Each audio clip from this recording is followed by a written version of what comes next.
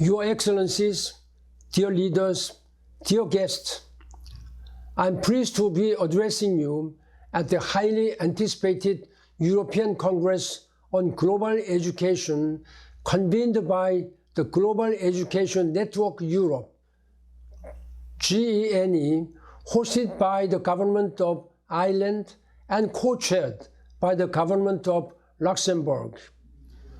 An intensive and collaborative process which started in 2021 on the occasion of the GE2050's 20th anniversary has now led to the development of a new European Declaration on Global Education to 2050. Over the past 18 months, the search to inspire broader and deeper political support and policy commitment to global education has guided GE2050 to invite various people, such as policymakers from ministries and agencies across Europe, youth and civil society organizations, local and regional governments, and international organizations and academia.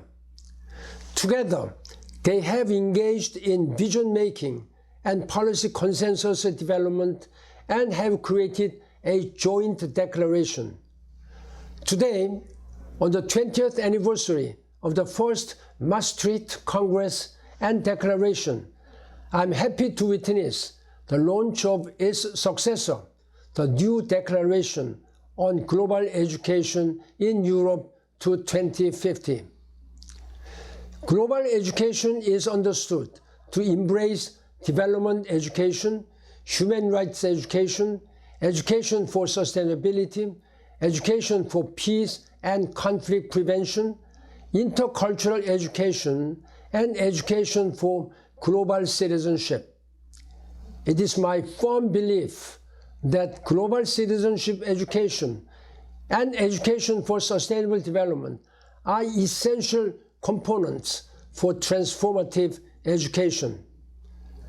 Today, we are faced with multiple global crises, and it is more important than ever to have global solutions based on an education system which is grounded in solidarity, respect for diversity, equality, and human rights.